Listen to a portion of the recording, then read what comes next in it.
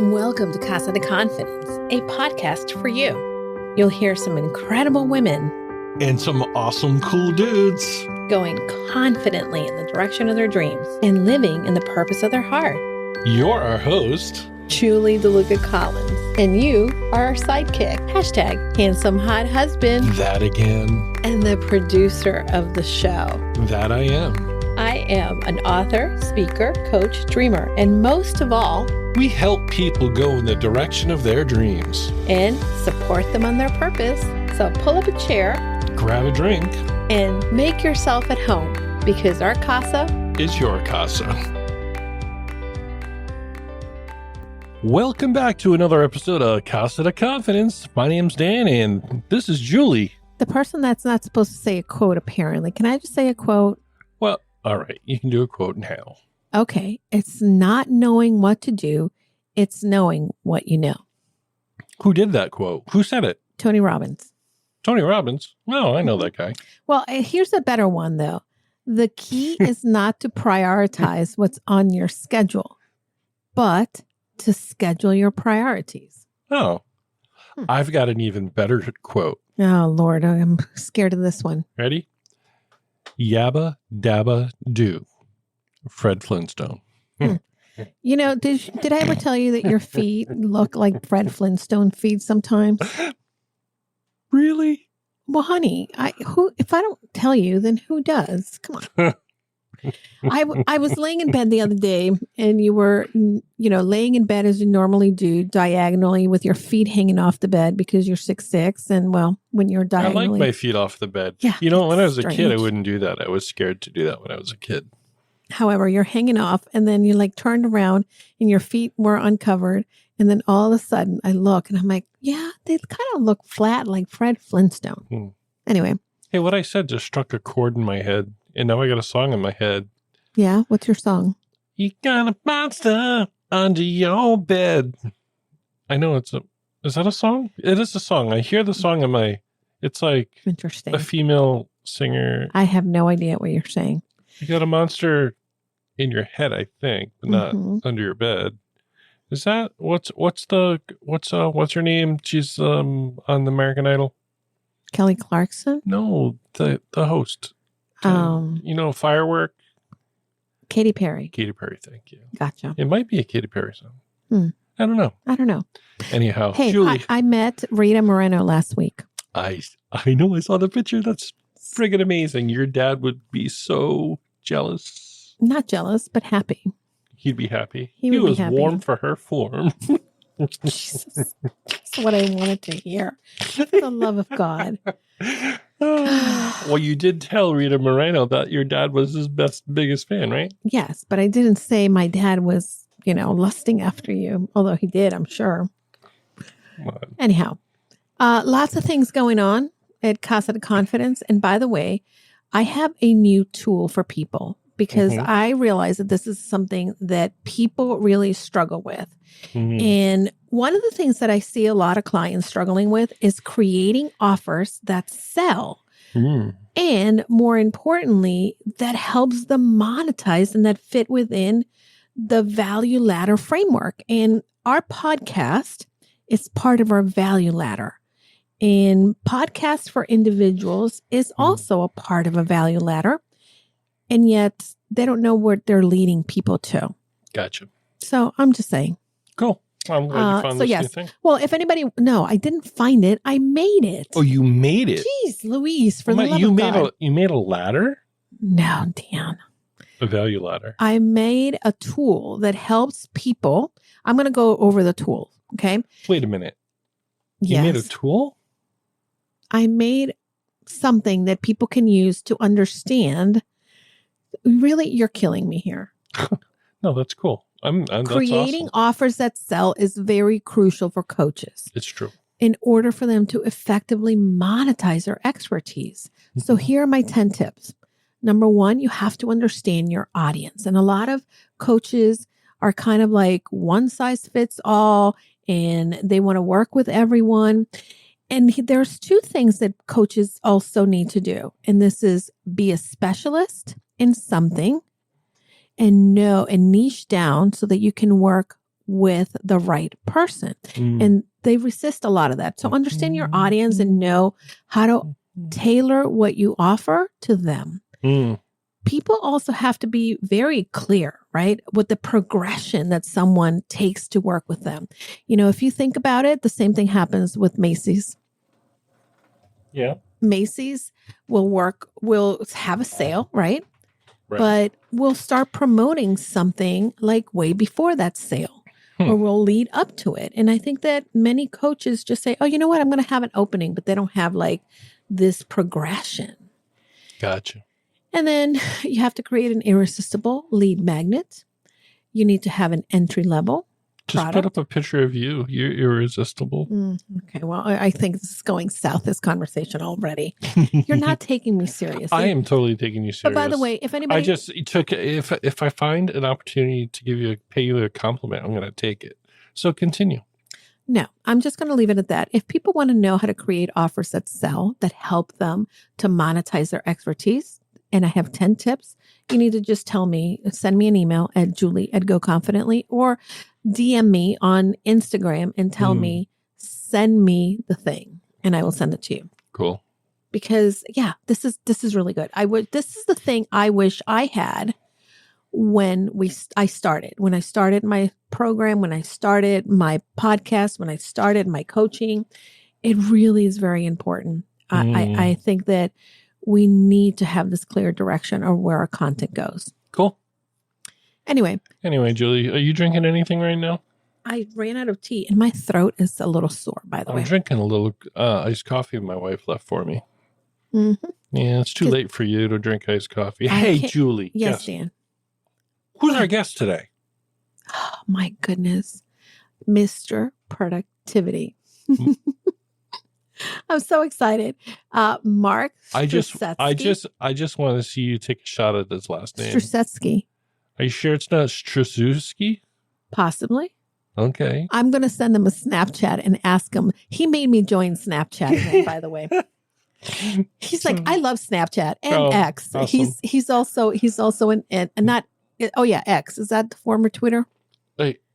That's former Twitter, yeah. Okay. So he loves the two platforms. In a couple of minutes, you're going to hear Julie attempt to pronounce his last name. I do not attempt to. You do? I don't think so. You do? Oh, okay. I think I just introduced him as my friend Mark, because he is my friend. I just love hearing you pronouncing difficult names. Like Collins? You said that right. That's an easy name. Oh, my goodness. Listen to me. So Mark Struczewski. I think I have that right. But he tells me that I need to get back on X. X? I don't know if I could do another platform. On Twitter? Yeah. You can do another. Yeah. I'm going to have to go delete my stuff on Twitter before I start again. Do I have people for that? I have people for that, but the people have to have my direction. That's true. You know, I can't just, Anyway, I was hearing a little bit of this interview, and it sounds like you guys are having a little fun in the beginning. Well, he actually interviewed me for his podcast today. So we're doing this whole podcast release together thing. Very cool. Mm-hmm. You guys are talking about how your husband moved the office around. Yeah, I know. I was listening to your audio a little bit, and I was like, oh, something not quite right with that. And yeah, that's when I had moved the mixer, and I think I goofed it up a little bit. I hope it sounds good for everybody. You know what else I'm having some difficulty with, but we're going to have to address this at a future date. What's that? So you moved my laptop from my left to my right. Yeah. And the reality is that when it was here on my left, it was closer to my face. Okay. And now even with my readers, I can't see that far. Oh, we can fix that for you. I'm sure you can, but I know exactly how. Don't fix it today. I'm not going to fix it today. I got enough to do. You've got enough to do. Why do you have enough to do, Dan? Well, because we're taking a little trip. We are visiting my mom in El Salvador. Yeah. And we're doing some support system for her. And we're having a family thing where we're coming together to, I don't even know, whatever it is. So we've been super busy. Oh, hold on. Yes. What am I saying super for? I'm from New England. Super cool. Super cute. So we've been wicked busy. Wicked busy for the love of God. Since we've been wicked busy. The reason we've been that busy is because we're trying to support our customers and our clients and our clients, and make sure that they are supported while we're gone. And that means, editing videos, editing audios, getting them, what's that called? Oh, scheduled. Plus, we have three new podcasts launching.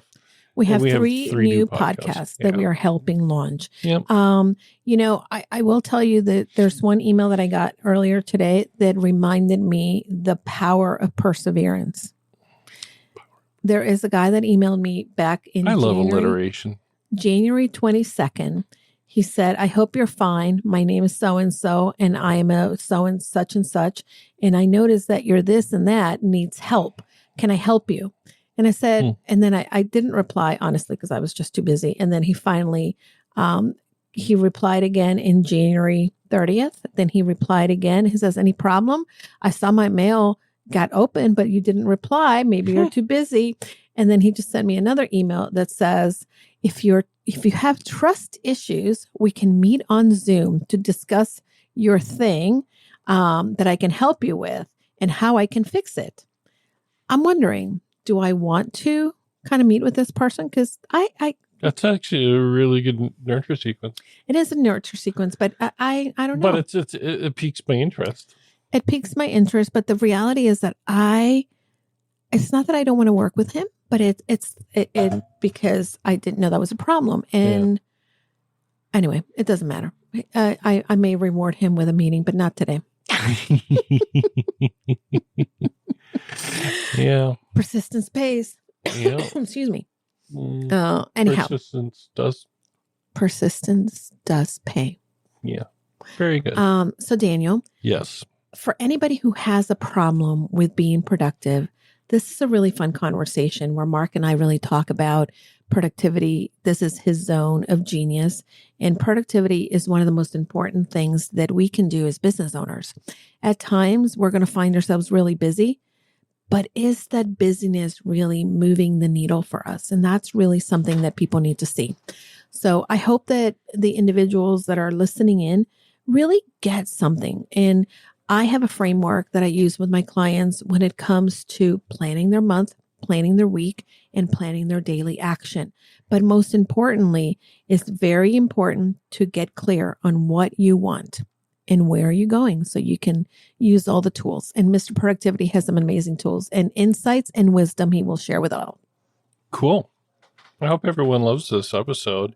And remember, actually, just as a simple reminder, if you have a podcast you love,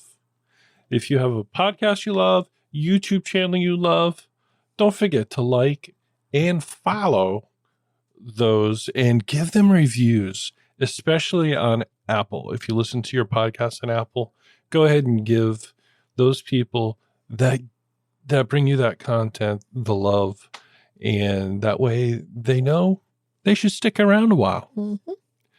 But you should stick around a while right now and listen to this episode between Julie and Mark. Very excited to have you here. And thank you again for being a part of the show today.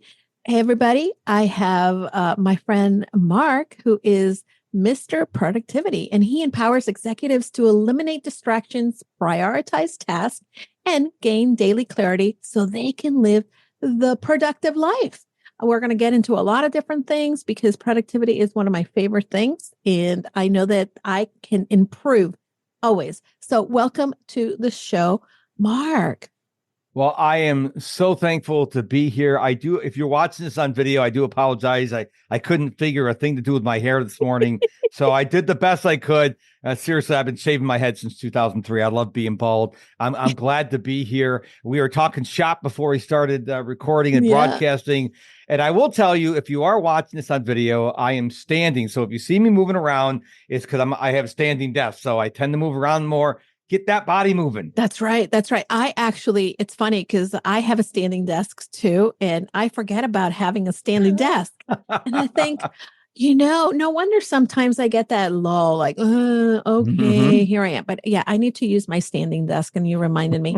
I shifted, by the way, if anybody has watched my stuff, I shifted some of the pictures in the background. I'm really playing around with them. And that's mainly why, because my goal is to start to use my standing desk. Now, my husband did move stuff around in the office. So now he's repositioned my laptop in the soundboard. So now I have to figure out how to fix it so that I can use the standing desk, because right now it's kind of being blocked. But yeah, you've inspired me that's one of the things that I need to prioritize for this week, Mr. Productivity.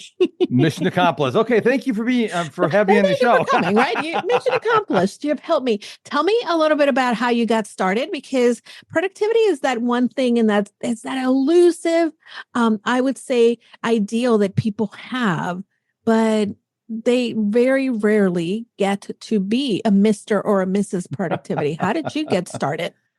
Well, there's actually two parts to the story. The first part was in July 2005. I was fired from my job, and I was trying to figure out what I was going to do with my life. So I could either get a real job or try this solopreneurship thing.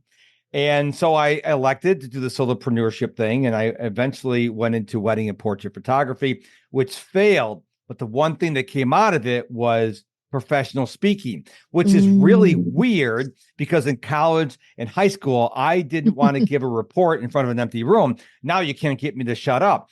And what happened was, I was originally become a speaker to tell people how to take better pictures for my photography business. But then when I let that go, I'm like, okay, what am I going to talk about now? And I tried to come up with some ideas, and I couldn't come up with any ideas. And the first coach I ever invested, and I'm normally identified as Tigger from Winnie the Pooh, and I was having an Eeyore moment. And, yeah, I could see you being a Tigger. And he said, well, what's going on? And I'm like, I love speaking and teaching and training, but I don't know what my topic should be. And he just said, well, why don't you talk about productivity? And I'm like, where did that come from? Why did you say that? And he goes, I know a lot of people, and I can tell that you are naturally gifted in productivity. You should share that gift with the world. Yeah. I'm like, me? Now, that's the first part of the story. The second part of the story was, the more I thought about it, I was raised in a very structured home. I was born in 1965, when, you're not allowed to mouth back to your parents. I had to do the chores at a certain time, a certain way, before I went outside to play. We didn't have streaming. We didn't have social media. We didn't have VCRs. And I had chores to do. We had dinner at a certain time. And so I have to credit my late parents for raising me as Mr. Productivity. Yeah. We didn't know that I would become Mr. Productivity, but I got to thank my mom and dad for raising me the way they did. Yeah, I have to tell you that productivity really does begin by being able to have a really set calendar schedule. And when we were little, and yes, I'm dating myself as well. I was born a little bit after, but not that much after. I was born in 1970. So I had very specific calendar and things that were required to be done. And things that you had to kind of hit the mark. You didn't kind of have this, like, I'm going to scroll for endless hours. Although, by the way, we still do. Yes, of course I was. Yes. Yep. Now, for those listeners that don't know what that is, because let's not assume, what is a latchkey kid? Well, a latchkey kid is the one that had the key around their neck and came home after school. Now, my mom we lived in Miami at the time. My mom worked for the Miami Opera, and their main office was in this main area. But the neighborhood behind this main street is where we lived. So I would take the bus, and I used to take public transportation, by the way. I didn't take the school bus in Miami. There weren't that many school buses. Oh, yeah, please, alone. It's crazy. 14, like, why not? 13, 14. I was taking the bus, or I would walk to school, and I would take the bus, and I would get off at the station right in front of my mom's bus stop, right in front of my mom's job. Now, here's my entrepreneur spirit. I would go in to her office to let her know that, hey, I'm home. But number two, I would go in because I would make the rounds around the office and then ask if anybody needed any errands run. Nice. And I would go run errands for people, and I would be like DoorDash before there was a DoorDash. And I used to, For a 14-year-old, I used to pick up the dry cleaner, cigarettes, and birth control pills from most of my mom's coworkers. Oh my goodness. Go figure. And then I would make a little tip, and I would also get I had my little rates. And that's how I made money, because my mom was a single mom. And from a very young age, if I wanted to get those Jordache jeans, that was how. Uh-huh. Well, I think it's funny because I remember my mom, I used to get home from school around 3. Dad would get home around 4. Mom would get home around 4:30. And the rule was you better have your homework done and your chores done. Mm-hmm. It wasn't like, it's open for the negotiation or debate. That was the way I was raised. Yeah. I have to say, I look at those days, and they really have been very instrumental in the way that I do things now. The one thing too, that I would then go home, right? And I would be the first one home before my sisters got there. And because my mom would go pick them up after work, and she would then come home. But she would always tell me hey, I took out hamburger meat or this. And so I would get dinner started, hamburger helper or whatever it was the case that we were eating that night. So it's interesting, because all of these things have kind of carried throughout my life. And I'm so grateful for the experiences, and I wouldn't change it any other way. I love, again, that you have some influential people, your coach that told you about doing productivity, your parents setting up a very good foundation. Where do people struggle the most when it comes to productivity? One word: clarity. They come to me, and the first coaching session we have is about clarity. Mm-hmm. The funny thing about clarity is everyone thinks they're clear until someone else, like a coach, says, okay, so tell me what your goals, your dreams, your objectives, not objections, or maybe you're objecting the objectives, but what are yours? And when people go, they never thought about it. And so the number one issue I see people struggle with is clarity. And it's very difficult to be productive if you have no clarity. And sometimes we take 2 calls talking about clarity, because once people realize they don't have clarity, they go through this uncomfortable feeling. And then all of a sudden something switches, and oh, this is pretty cool. Oh, I like this. Because now I encourage them to dream. Yeah. Start dreaming. What do you want? And I tell people, dreams don't cost you anything. The implementation does, but the actual art of dreaming costs you nothing. Yeah. So dream. What do you want to do? I will be 59 on June 21st of 2024. Oh, happy birthday. Which means I'm planning to live to 110, which means I have 51 years at least to go. So I'm not going to go, well, I'm almost 65. I guess I'm going to slow down. I am just getting started. Yeah. Yeah. I agree with you. I think that this is a lot of the mentality that we need to be able to adopt in this world. Many people, and I know that, again, my mom, she's my inspiration in so many ways, but sometimes the inspiration is not because I want to do what she did. I want to not do what she did. And at 50, she felt like, oh, I'm 50. I lost my job. Who's going to hire me? I'm done. And that's not the life that I want to live. And I want to help other women redesign that. Our life is just starting. We're living to be much, much older than our parents were. And we have the capability of being able to reinvent ourselves so many different times. So I love that this is your goal, but that you also navigate and help individuals gain that clarity, because without clarity, there's no way to build a plan. You have to be able to have that initial clarity. And by the way, when I'm talking about clarity, and we're going to deep dive into what are some of your best tips for productivity, but I do want to say to my friends on Facebook, thank you for tuning in. But if you want to hear all the juicy stuff, you're going to have to tune into the full podcast and all of the other platforms. But for now, goodbye, Facebook. Thanks for tuning in. See ya. So, Mark, I love productivity. I have an ideal calendar. I actually have I leverage technology a lot, I will say. I have a Chrome extension that I use, and it's called Momentum. and I put it up and it stashes my tabs. It also allows me to run some Pomodoro sprints. And it also gives me the availability to have one main thing that I'm counting down to. My main source of productivity is the 12-week year. I use that to create my sprints when it comes to goals and my business. But the clarity that I get before I set goals and decide how I'm going to spend my days is that I really dream and I really understand what my values are. Do you find that people have a hard time creating clarity because they're not sure what their values are? 100%. Yeah. And the reason why is people are spending ungodly amount of time on their phone. So I remember I heard Dr. Phil say one of his shows that the world changed when they flew over America with a plane and dropped iPhones on everybody. That's when it changed, because instead of living real life, now we're living through our screens. I mean, I have to laugh. Everybody who goes to church knows I'm going to say, you go to church and your kids at Christmas time, your kids up on the altar singing. People are so more concerned of taking the perfect picture, the perfect video, than they are actually enjoying the moment with their kids singing. Absolutely. Absolutely. I have to remind myself of that as well. I love going to concerts and live music.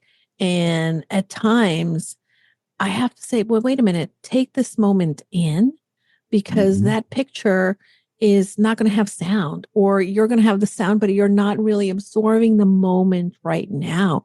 And I think that that's one of the things that are the iPhones, for as much as we have some great things that have come from having technology. Certainly. It's one of these things that have been detrimental. You talk about in one of your podcasts, gamifying to overcome affect fatigue. What do you mean by that? And I listen to the podcast, but I'd love for you to unpack this for the listeners.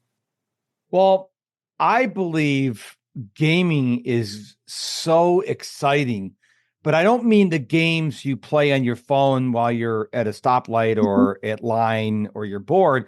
I mean, you're competing against yourself. So I am competing against who Mr. Productivity was yesterday. And I hope what I learned today, I will be better tomorrow. So tomorrow's Mr. Productivity beats today. So this can come in a multiplicity of ways. You could say, okay, I'm going to go live on social media 5 days a week, or I'm going to write 4 blog posts a week, or I'm going to post on TikTok 4 times a day, 7 days a week. But you always want to be trying to get better. But if you just say, well, I'm going to get better. Well, how do you know if you're getting better? So I use an app called Streaks. It's available, I just think, on iOS. It's like $5. And you can set up different streaks. So I've got my daily run streak on there. I do 1 push-up every day, cold showers. You could put anything a streak. Like I want to read for 60 minutes a day, whatever it is on there. And so what happens is, for me, I got to keep closing those circles every day. I don't want to skip a day. Okay. Yeah. It's designed to be a habit creator. But for me, I think it's pretty cool. Wow, I got over almost 2,500 days in a row of running. Yeah. Why I don't need to have it anymore, but seeing that number go up by 1 every day is pretty exciting. Yeah. So I would encourage the listener to figure out, how can you gamify your productivity? Because everyone's unique. That's one thing I like about my job. Yeah. Everybody is unique, and you're going to have a different situation.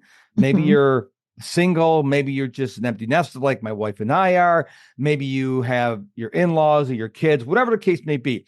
Find out how you can gamify your productivity based on your unique situation. If you want some help with this, at the end of the show, I'm going to tell you how I can help you. Ooh, I love that. I love it. Stay tuned for that. But there are ways when people say, oh, I can't. No, don't start with the negativity. Don't start with the can't. Yeah. First, come up with an idea and go, wow, that's gamification. I don't know how to do that. Again, at the end of the show, I'm going to tell you how I may be able to coach you for free for 1 session if you're interested. So you got to stay to the end. But if you're not sure how to gamify your life, well, don't worry. I got you covered. I love that. I think that gamification and that incentivizing of our behavior, it's important. I have an app called Habit Bull because I'm a Tiny Habit certified coach. So of course, habits are important to me. And I love that you talk about doing maybe one thing, right? That small thing, because it builds a momentum and it allows us to automate the behavior. And that when that automicity happens, then we are able to continue to build our confidence because we're like, oh, look at me go, right?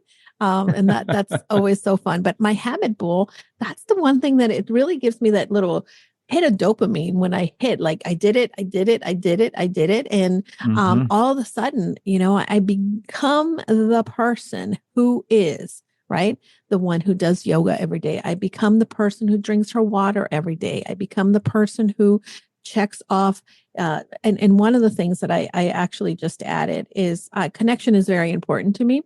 And I want to continue to foster connections, not just with the people online and people that I meet through my podcast and being a coach, but also my real in life person. So there's always one person who I want to send a special message to, and it's not the same canned message. But that's one of the things that I want to really be able to build. That I want to send a message to one person I haven't connected with in a couple of weeks or maybe a month and say, hey, I've been thinking about you today. I'm sending you some hugs. I remember this story, something, right? And that's one of the habits that I really want to get into. My dad was very good about calling people and doing that. And he did not have a phone. He's like refused. There's a book that I'm reading by Alex Hormozy called $100 Million Leads. Love it. Highly recommend everyone pick that book up. And I'm doing warm reach outs right now. There you go. Yeah. So I'm doing the warm reach outs 5 days a week, 100 warm reach outs a day. And what's interesting is I started with LinkedIn. On LinkedIn? I started with LinkedIn and I'm doing all these DMs. And what's happening is people are like, oh my gosh, that's a big project because I'm going to do all LinkedIn, then TikTok, then et cetera, down the line, emails, text messaging. And here's the thing. I think it was Darren Hardy has said, the difference between successful people and unsuccessful people is successful people are willing to do the things that unsuccessful people won't 100%. Do. This is a huge project, but guess what? I'm reconnecting with people and they're like, oh my gosh, that's amazing. Can I steal this? I'm like, I stole it from Alex Hormozy. I mean, go ahead. But the thing is, if you want those great goals to happen in your life, are you willing to do the things that most people aren't willing to do? Yeah. I stole that quote from Darren. I said, productive people, the difference between productive people and unproductive people are productive people are willing to do the things unproductive people don't do. So you can do this for almost any industry, but I'm willing to reach out to people because like, I don't just come on productivity podcasts because I can talk about health and wellness. I can talk about mental health to a certain degree. I can talk about health, what I do for my morning routine and bedtime routine. So I don't go just on productivity specific podcasts. A lot of my peers, they're in the X industry and they only go on X industry podcasts. I said, you're leaving a lot of money on the table, a lot of opportunity, a lot of contacts on the table. Amen to that. Amen to that. I do believe that as individuals that are able to help in one area. So for instance, for me, I'm a business strategist and I certified in Tiny Habits, but I can talk about health. I can talk about wellness. I can talk about travel. Because I am a whole person that brings their experience and expertise into all different areas. So I love that you do that. And I knew I liked you for a reason.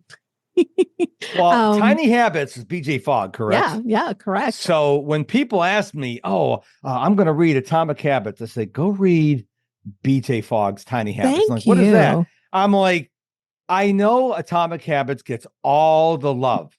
Okay, I get that. But when I read Tiny Habits, that was the book that got me to floss every day. And I'll tell you why.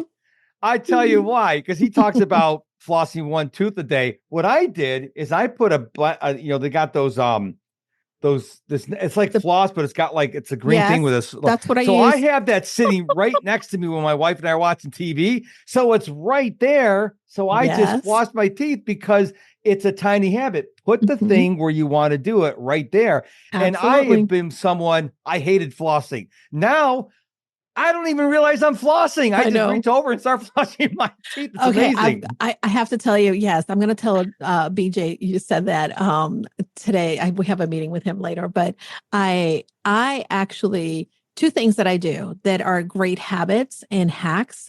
Basically, and again, I became a tiny habits coach because for my own journey, I knew that there was a piece missing when it came to creating habits. I have my morning vitamins. I keep them next to the charging station for my watch. So as I'm putting my watch, it will prompt me to say, "Oh, I got to take my vitamin in the morning." And at night, I take magnesium before I go to bed so that it relaxes me. But I also make my evening tea. The magnesium is kept next to the tea in the kitchen. So then when I open, I like, oh, I got to take my magnesium. So it just becomes like very automated. You talked about morning routine and evening routine. And of course, a lot of people talk about their morning routine and their evening routine, and we can definitely unpack that. But which one of the two do you think fuels you to be more productive? Your morning or your evening? Your evening. Okay, Evening why? routine. Why? It's not even close. So okay, if you don't have a good morning, evening routine, you're probably not going to sleep well, which means you're going to wake up tired, not have any energy, and you won't be as productive. So for me, it all starts in the morning. So let me run you through really quickly on mine because I believe I'm always curious about this, so I love it. I'm a fan of simplicity, so I keep things really simple. So 7:30, I go screens off. 7:30. Okay. My goal is to be in bed by yes. Okay. My goal is to be asleep by 8:30, but now it's getting towards summertime and it's kind of hard to go to sleep when it's so light. So it's kind of like between 8:30 and 8:45. Yeah. So what I do, well, I didn't start at the beginning. In the beginning, I stopped eating at 5:30. Okay. I stopped drinking water at 6:30. I stopped screens at 7:30. And then I go in my bedroom, I journal on a print journal. Then I read my Kindle in dark mode until I'm tired, and I go to bed. I use Calm. I use the mixture Calm to go to sleep. Yep. And I usually up between 4:30 and 5. Hey, Benjamin Franklin said, early to bed, early to rise makes one healthy, wealthy, and wise. Yeah. I'm not wealthy yet. Well, wealthy in terms of happiness, but I don't have the Lear jets and stuff like that. But I am. I'd like to think I'm. You'll have to tell me if I'm wise. Am I wise? Would you say I'm wise? I think you're very wise. Okay. I think you're very wise. And I'm healthy, Absolutely. so I got something covered. So I get up in the morning, and what I do in the morning is I do a single push-up, a proper push-up. It's not a lazy. It's like a really good push-up. I'll eventually bump that up. Then I do this exercise I learned from Built to Move, a tremendous book. I highly recommend everybody read. You squat. Most people, when they get old, they have poor hip flexions. Yep. So I can squat for up to 6 to 7 minutes now. Amazing. And when I'm doing my squatting, I have a lot of friends who are business executive, believe it or not, on Snapchat. And I love Snapchat because we are doing video snaps. Saw that. I want to ask you about that, but keep going. Okay. So I will snap them when I'm in my squat. Then I go have my breakfast, which is usually 2 muscle milks, which is 50 grams of protein. Okay. Then I do the strangest thing. Every other day, I have a little gym, but by gym, I mean, I have some dumbbells. I lift weights for 10 to 12 minutes. Then I do something that people, when they hear this, they go, did he just say what he said? Yes. We have a long hallway, and I will actually walk up and down my hallway while reading a book. I will actually read a book. Now I'm reading Dr. Peter Attia's Outlive. I've listened to the book once. I'm actually reading the physical book while I'm walking up and down my hallway. So when people go, I don't have time to read, you don't have priorities. You have time. You lack priorities because I read for an hour every day. And then when that's done, it's about the time the sun comes up. When the sun comes up, I'm out doing my morning run. I've been running every single day since August 29th, 2017. When I come back, I take a cold shower. Then I'm ready for the day. Yeah. I have to say that we have some similarities in your schedule. I will tell you, in the wintertime, I am not that much of a morning person. I try. Well, you live in Connecticut. I live in Houston. A little bit different. I try. But I do have a beautiful Zen den, and that's where I do my reading. That's where I do my yoga. That's where I do my journaling. I had a guest actually say a phrase to me, and it's not hers. I don't remember who she said it belongs to. And I don't remember who told me last week, but I am adopting it for my life. It's called Think in Ink. And I love that because that journaling is such an important part of dumping the garbage that we have in our brain. And I think that when it comes to productivity, for me, at least, I am not as productive if I have a lot of garbage in my brain that is kind of swirling around and I haven't really processed or I haven't really gone through that. And I'll tell you, last week, a week ago Sunday, I went and met some friends that were visiting. They came to New York City and I haven't seen her since college.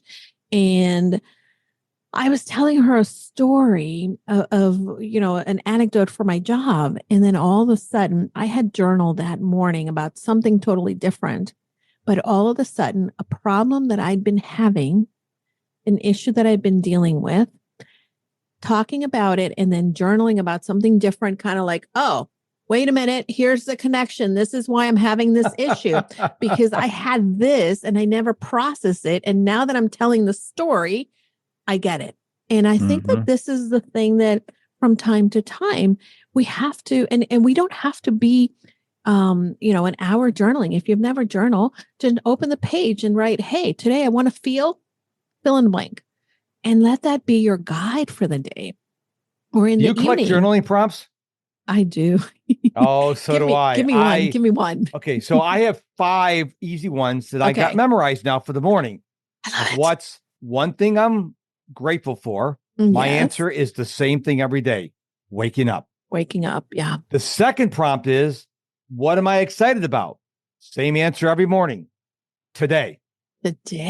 Ooh. Third question is, what's one virtue I want to exhibit? So sometimes I write love, sometimes I write kindness, sometimes I write self-control. A big one for me is patience. Question number 4 is, what's one thing I need to do? And the 5th one is really convicting. What is one thing I'm avoiding?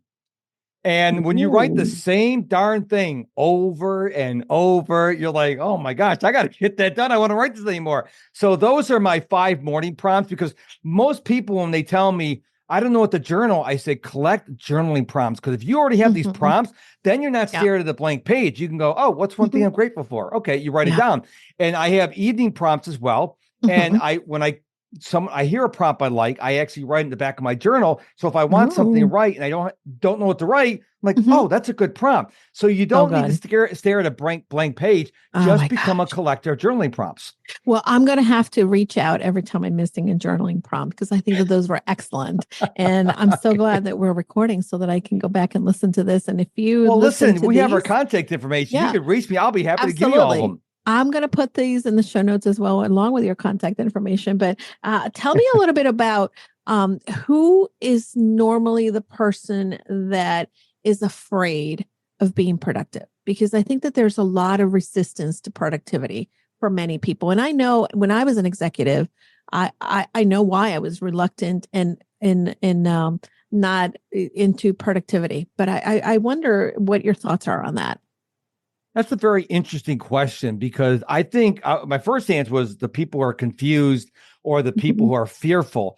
I don't think there's a specific person that who really wants to be productive. Let's be honest. There are some people who they're going to do the minimum amount of work to get through the day to get paid. Yeah. Those are not my client. Those are the type of people who will never listen to your podcast. They'll never hire me as a coach. They will never listen to read a productivity book. So we're not talking about those people. We love them, but not our people. They're not our people. I think there are a couple different people. There are people who think they're know-it-alls, already know how to be productive. I am known as Mr. Productivity. I actually trademarked that name. I am still learning how to be productive. I'm always reading productivity books. I read Cal Newport over and over again, because I will never reach a point where I'm like, you know what? Got it all figured out. I won't. And I think as long as you think, you know what? I'm going to be a student of life. One of the things I heard from one of my favorite authors, Robin Sharma, is he says, instead of reading 52 books a year, why not study 10 to 15 books? So what I do, like I'm studying Gary Vaynerchuk's Day Trading Attention. I'm not reading it. I'm studying it. I'm studying Alex Hormozi's $10 million leads. Now, I've already went through offers and leads. I'm going back and studying because the first time I was, oh, okay, great. No, now I'm studying it. So I encourage you, listener, pick books and study them. Don't race to the end. Really understand that if Alex Hormozi was going to come to your house and read you that book, it wouldn't cost you $20. Yeah. Yeah. It would cost you probably $20,000 an hour. So just understand it. And if we're not studying these books, like I studied Tiny Habits, I didn't just read it. I studied it. So if you really want to squeeze every book for everything that's in it, slow down and let the author speak to you. It's not a race. You don't get a prize if you read the most books. And I love how Robin Sharma put it. He goes, your goal should be to have more books in your library than you can ever read. I love that. I love that quote. I think I'm going to adopt that. I have to say, most books that I read, I will read them once or twice and have gone through them. And I love what you're saying. And I think that this is a really great actionable tip for the listener. Forget trying to check off the list. And by the way, I love reading, and I probably have 3 things waiting for me on Kindle. I get podcast guests that send me their books all the time. So I have a stack as well. But really, the things that have made me successful, I think, are the books that, again, if you look at my Tiny Habits, I have it marked up. I have things everywhere because it needs to be the thing that becomes sort of like your Bible. If you want to become a disciple of this way of thought, you really need to memorize it. You really need to know it. You need to act on it as opposed to just, oh, that was a nice book, moved on to the next thing. So this is really great advice. Really, really actionable advice. I want to tell you that for me, when I was an executive, and the reason I avoided productivity is because I felt that it would rob me of being spontaneous and having fun. But the one thing that being productive actually gives me and does for me is that it allows me to have the room for flexibility, for having fun, for being spontaneous, because I get the stuff done. And it also clears up my mental clutter, knowing that check, check, check, right? And these things are getting done. Productivity in organization. Let me just interject you real quick there. Yep. So like I'm an entrepreneur and I work with my wife. And so after this interview, as soon as we're done with this interview, my wife and I will head to the shooting range because we live in Texas. We have guns and we can do that because I don't have to ask anybody's permission. And so that's what I do. Next week, I don't know when this podcast is coming out, but next week is WWDC. I'm one of those Apple nerds. I actually watch it live. So I block it off on my calendar and I watch it. So what I'm telling you is, remember I used the priorities word earlier. Yeah. What's important, you prioritize and you schedule it. So if you say, look, I really like going to watching this TV show every Friday night, then put it on your calendar. This stuff's important to me. I will not do back-to-back interviews ever because I know that second interview, I won't show up as hot, as valuable as the first one. So if I have one in the morning, I won't have one until the afternoon. I need breaks during the time because whether it's a podcast interview or a coaching client, I want to show up my very best. And I know for me, I can't do that. I know some people, they coach every hour from sunrise to sunset. For me, that won't work. For me, I will always want to give the best to the host, to their audience, or to my clients. Agreed. I think that, and by the way, I think that this is a trial and error for all of us. We have to kind of find what works. But I love that you're saying that, and I think that you're right. Being able to know what's important to you, going back to those priorities and in clarity, allows you to create the schedule that works for you and allows you to design and be intentional with the way that you're living your life. And I know that's a lot of what you do. I'm curious, is there an area, because I know that coaches need coaches and I work with coaches and you've worked with coaches in the past. I don't know if you have a coach now, but I'm curious, what's an area that maybe you're still working to improve when it comes to your productivity, your well-being or any area in between? For me, it's sales. So I always had this fear of sales because I've had those bad salespeople. And I didn't understand that you have to set the table first in sales. And so I'm doing this warm reach out project to all my connections. And the message, I actually have a message that I actually copy and paste. So I put like, hi, comma, fill in the first name. And I've tweaked it over the last couple of days because I'm a LinkedIn premium user. And as soon as they reply to me, it says, hey, join my email newsletter. So someone says, hey, that you said it's not automated, but that's automation. So now when I send an email to somebody or a DM to somebody, it says, hey, PS, I'm a LinkedIn premium member. When you reply to me, it's going to pitch you my email newsletter. That's not why I'm doing this. You just ignore it. And that's help. Mark, I'm going to go check it out. I'm going to go check out your automation. I like this. Sure. So here's where I'm going with that. I thought that, okay, Sally, you want to buy my product? Johnny, you want to buy my product? No, I haven't set the table. So now it starts with giving value through my podcast, through being on your show, through my email newsletter, through the content I create in social media. So people are like, oh, wow, I keep seeing Mr. Productivity. Man, he gives a lot of value. His videos are on point.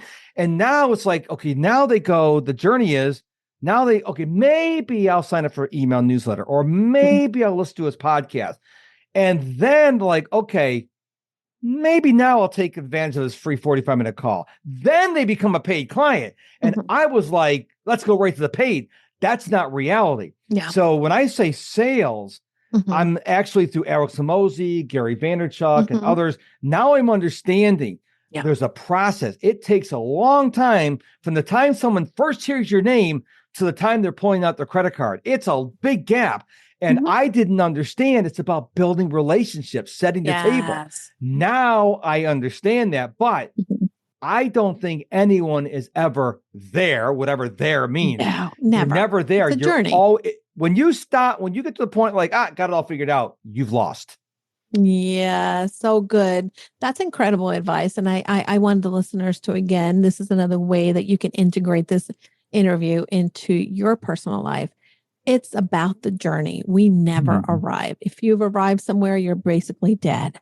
It's important to be able to see that, hey, I may have mastered this thing, but there's another level of mastering that.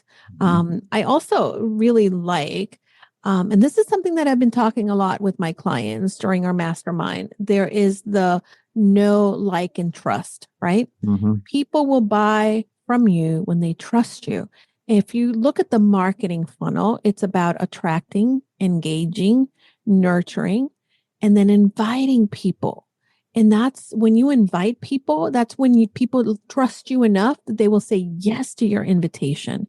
So all of the things that we're doing, whether it be in a podcast, whether it be sending a message, creating content, a blog, whatever it is really, one, people are going to become aware of who you are if they didn't know you already. Second, they're going to go ahead and come in and get to know you and say, oh, I want to engage with this person. Yeah, I think I can talk to them. And that last is going to be really getting to that. And I love that this is something that you're working for yourself. What is the one thing that I didn't ask you that you want the listeners to know about you? Well, we did talk about clarity in the beginning, but people are asking me, what is your number one tip? And lately, I've been telling people it's all about taking care of yourself. Healthy people are productive people. Yeah. And I don't necessarily mean exercise, although you should do that. But I'm saying you need to slow down and take what I call micro breaks. Micro breaks are 3 to 5 minute breaks. Everybody can do this, where you get away from your technology. You don't exchange one piece of technology, your laptop, for your phone. Go outside. Put your phone in your pocket, put a do not disturb, and just be present. Don't talk to anybody. Don't journal. Don't think about what you got to do next. Just allow your brain to go. And if you want to take it to another level, if you work from home, what I like to do is it gets kind of sunny and hot here in Houston. Yeah. So in the afternoons, my wife and I go out. We will sunbathe. put our bare feet on the ground. So we're grounding, also known as earthing. We're getting the vitamin D from the sun. And I'm reading a book. And I think we need to slow down.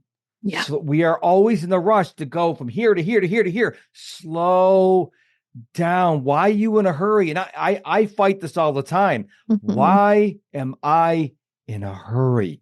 Yeah. And I think if people would just realize that they only get one life, this is it.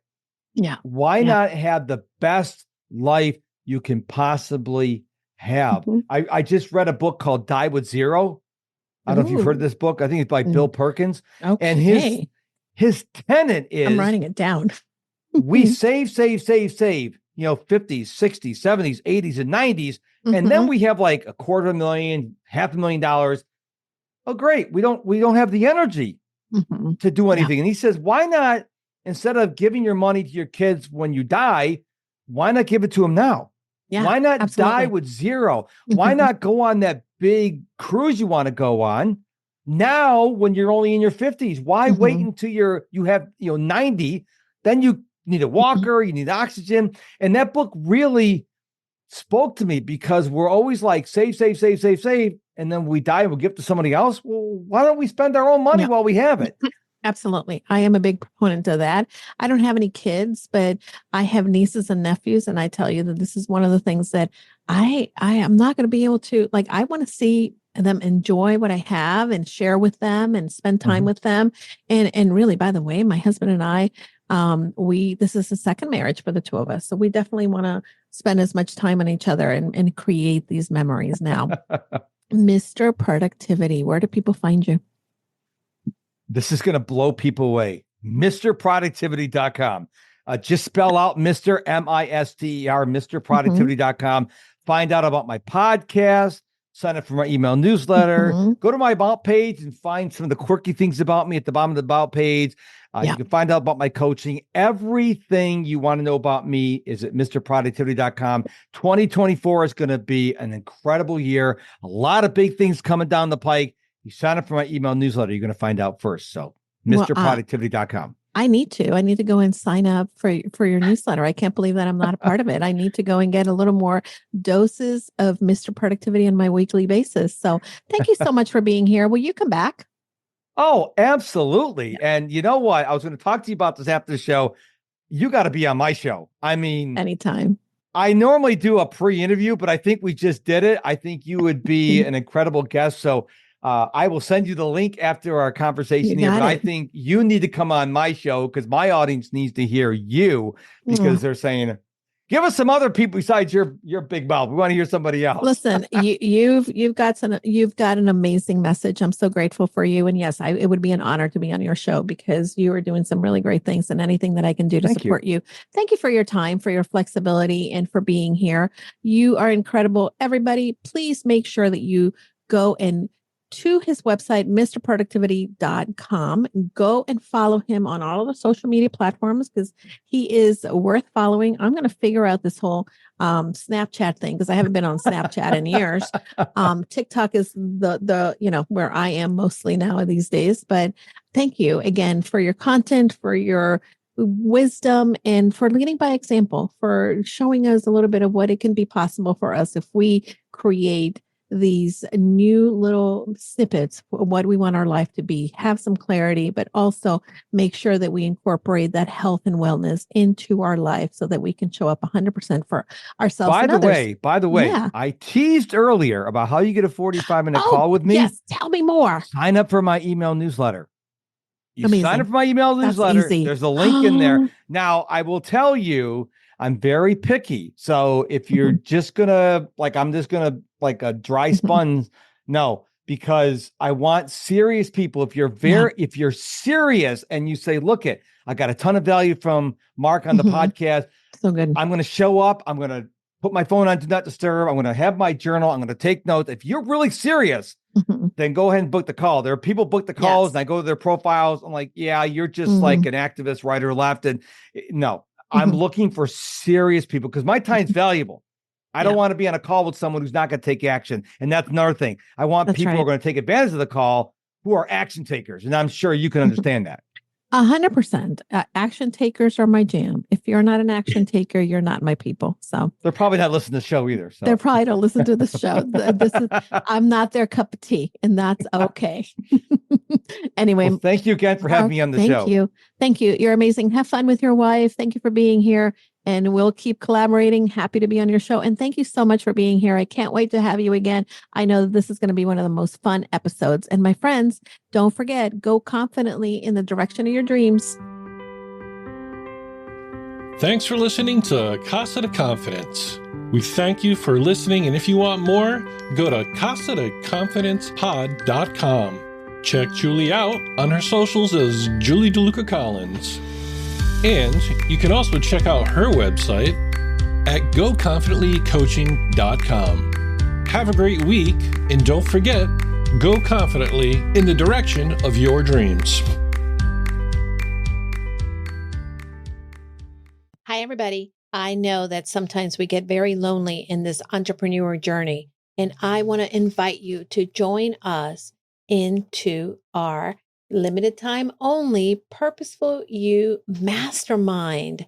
For many of us entrepreneurs, we believe that we can do it all, but the reality is that doing it alone only creates a lot of overwhelm. So join us at the Purposeful You Mastermind. You can find out more information by going to bit.ly/Julie's Mastermind. This is going to be the place where you are able to then unlock your full potential and achieve long-term success for your business.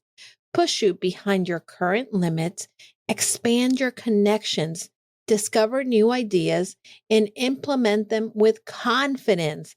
You're going to get the support in all aspects and transforming you to the six-figure business you've been looking for. Pause and get off the hamster wheel if you've been spinning around. This is a time where you can get that support from like-minded entrepreneurs that are here to join you in your journey. Together, we can challenge the assumptions and land the speaking engagements and opportunities we want to grow our business and make an impact in the lives of people. See you then. Remember, you can find the mastermind at bit.ly Julie's Mastermind.